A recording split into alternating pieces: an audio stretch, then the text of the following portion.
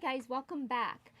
We have had our dinghy for over a year now, and we get lots of questions about it. We're going to tell you 3 things in this video. 1, everything that we like about our dinghy. 2, everything we don't like about it. And 3, we are going to answer some of the questions we have gotten over the last year. If you're new here, remember to like, subscribe, share, comment, and click the bell button so you're notified for all of our new videos. Give that the like button. Give it a punch. Yeah! Give it a karate punch.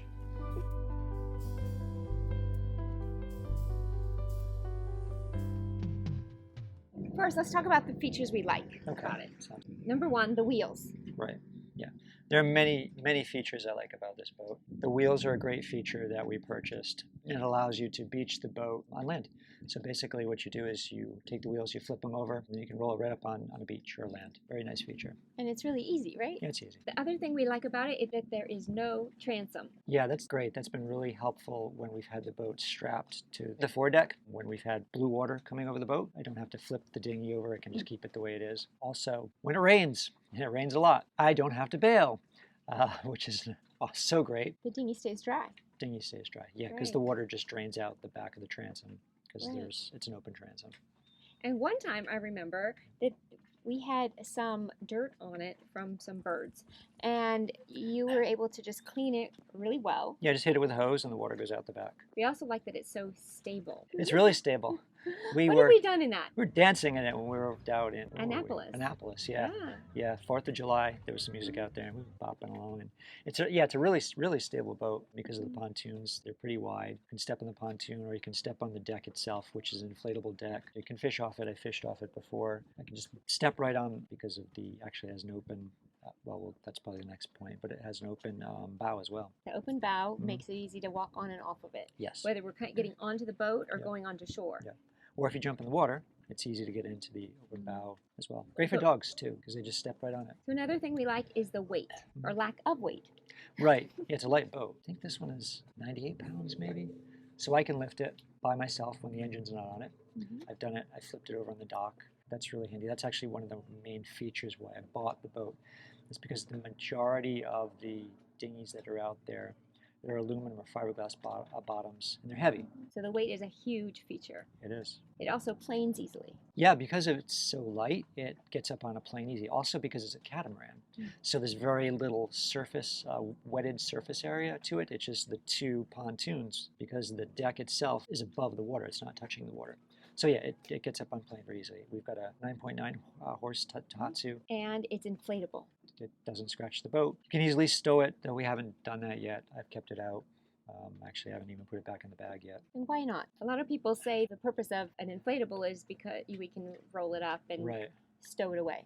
Yeah, it's just easy to handle, throw it up on deck pretty easily because it is light. Throw a halyard on it, lift it up on deck, or even towing it. It tows very easily as well because it tracks nicely. So there's really no reason to deflate it? Yeah, I haven't found any yet. Because it would take longer to deflate it and then inflate it rather than lifting it up on either davits or onto the bow, right? Yeah, that's why I don't do it. Yeah. Let's go into the features that we don't like about it. Okay. What don't you like about it? Not much that I don't like about it. One thing is when you are on a plane, sometimes, and I can't quite figure out why, sometimes, but you'll get some water splashing from the engine onto me a little bit.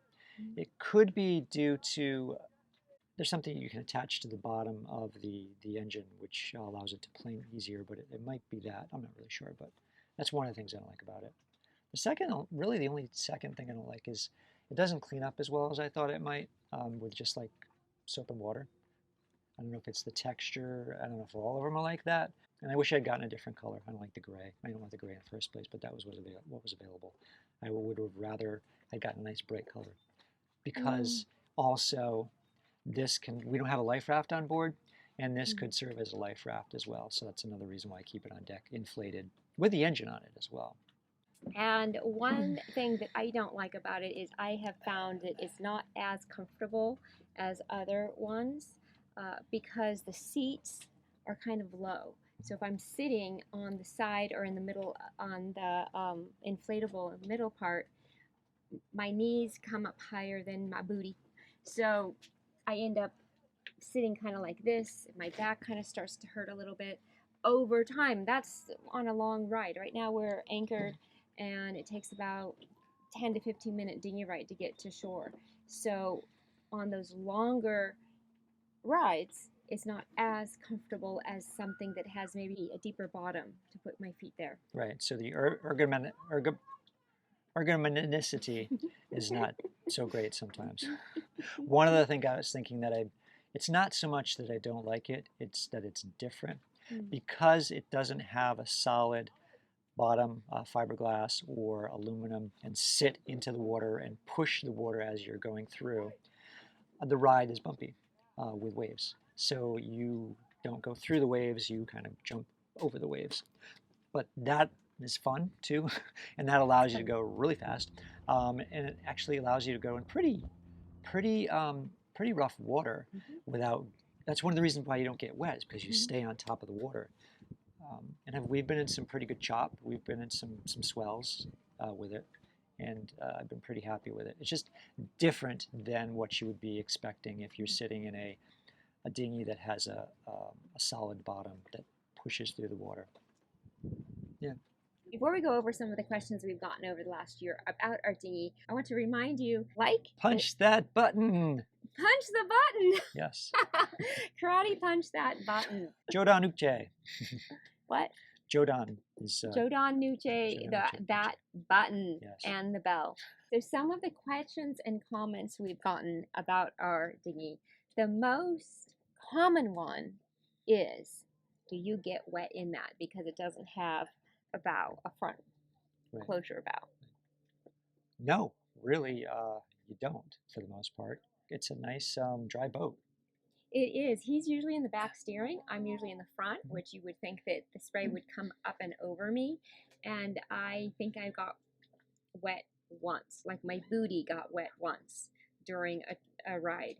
And it was probably a wake or something we were going over. Usually I get a teeny bit of sprinkles from a spray coming over board. It's because she was too far forward in the boat, really. The boat wasn't balanced very well. So when I sit in the middle or in the back, towards the back, I don't get wet at all. And often I'm sitting on one of the side cylinders. I'm not in the middle. Dan Maxwell asked about davits to raise the boat up, the dinghy up. Yeah, we don't have davits. I know the guy that owns the company that we bought the boat from, he had davits, so he showed me they can work. In place of davit, what I do is I just have a strap that runs underneath the bow, and then there's points in the back that you can connect 4 points to it, and I just hoist it up with a halyard. So it's effectively the same thing. So the boat's very light. It's easy to pull up with a halyard or davits. And Gary Hawkins asked a couple of questions. How does it fit on our bow, and does it tow well? Yeah, it tows well. I don't take it offshore, and that's why I put it on the bow, just because there's swells and things like that. You know, when we're motoring along or when we're sailing along, it tows well. And I believe there provides less resistance if you're sailing. It might give me an extra 1/10 of a knot, perhaps. I don't know, because it's not dragging through the water. And like I said, can put it on the bow easily, and that's a good place to put it.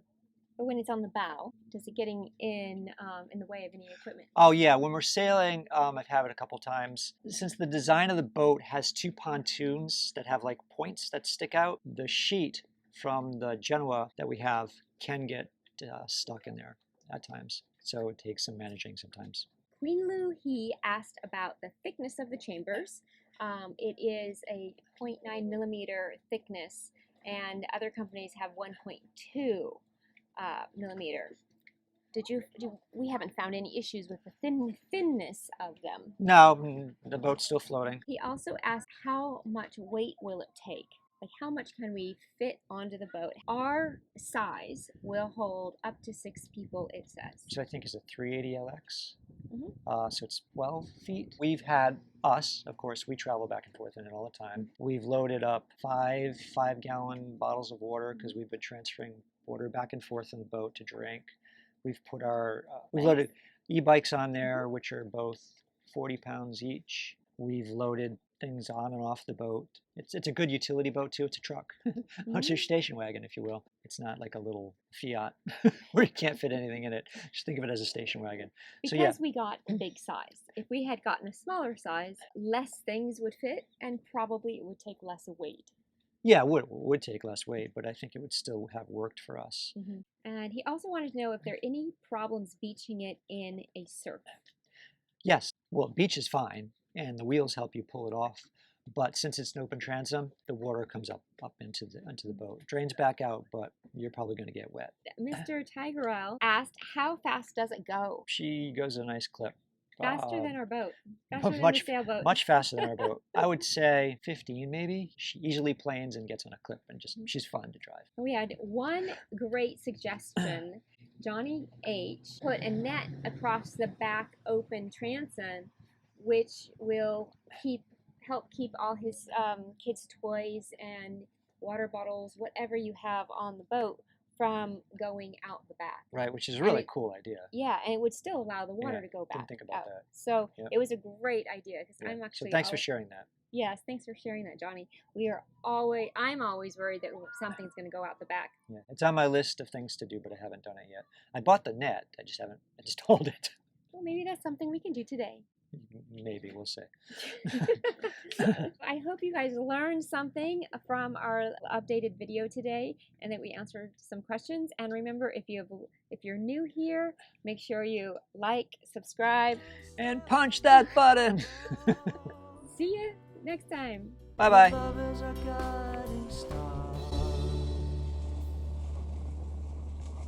We go with the flow.